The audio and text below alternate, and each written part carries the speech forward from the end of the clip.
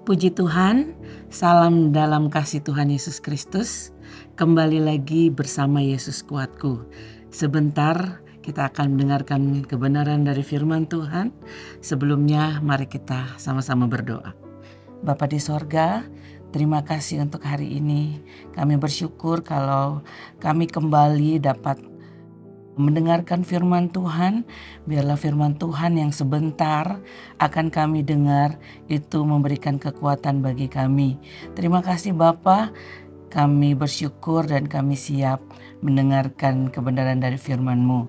Dalam nama Yesus kami berdoa dan mengucap syukur. Haleluya. Amin. Puji Tuhan.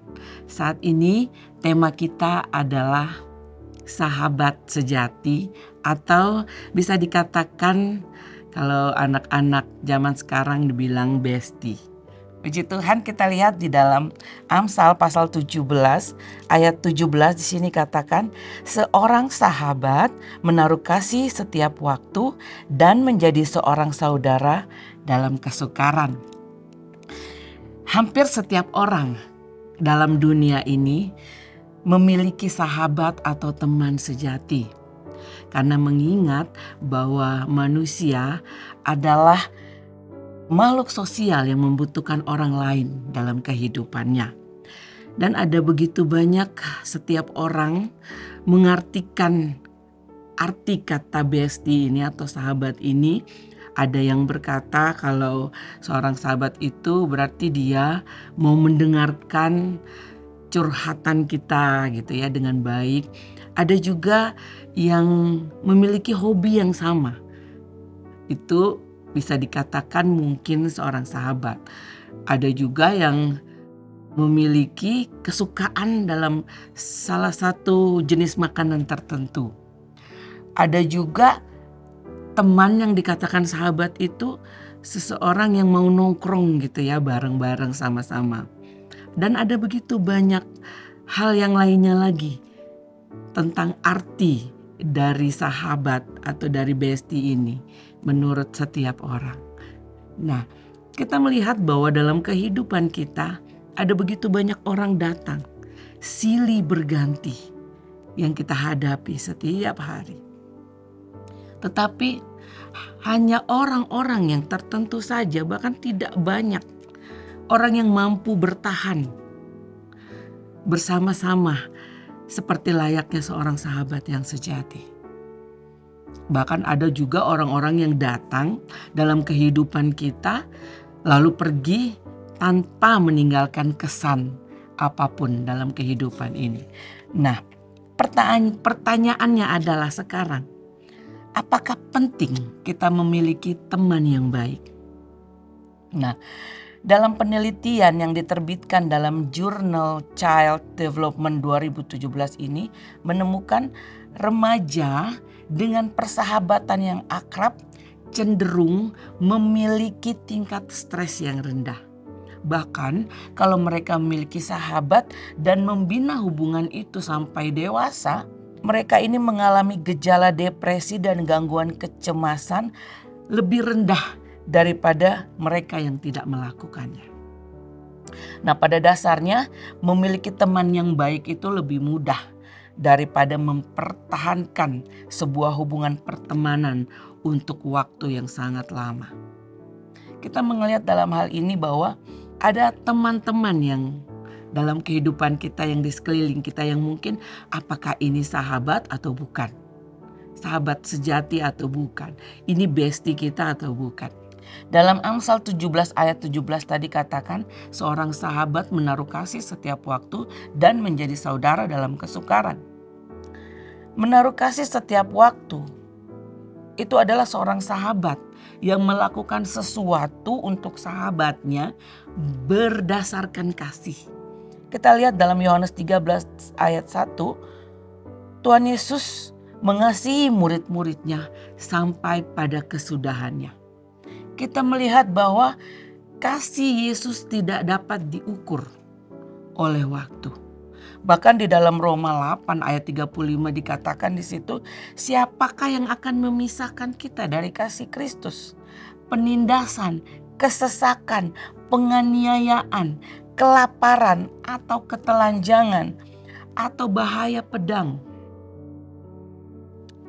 Bahkan dalam keadaan apapun yang kita hadapi dalam kehidupan ini, kasih Yesus tetap ada buat kita.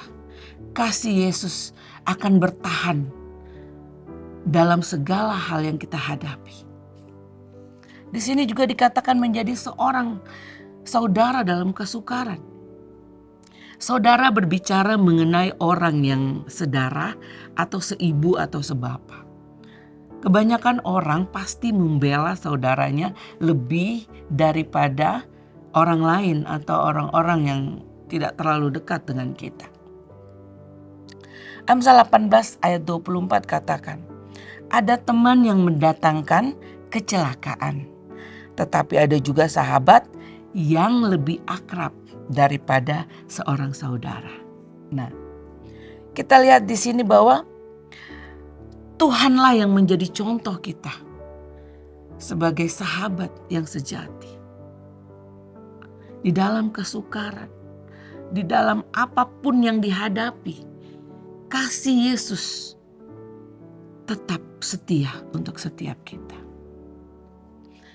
Itu sebabnya firman Tuhan mengajarkan kita mengenai kasih persaudaraan ini. Dalam 1 Tesalonika 4 ayat 9. Tentang kasih persaudaraan tidak perlu dituliskan kepadamu. Karena kamu sendiri telah belajar kasih mengasihi dari Allah. Tentang kasih persaudaraan ini tidak perlu lagi seharusnya dituliskan kepada kamu. Karena Yesus sendiri yang adalah kasih itu. Ibrani 13 ayat 1 katakan, peliharalah kasih persaudaraan itu.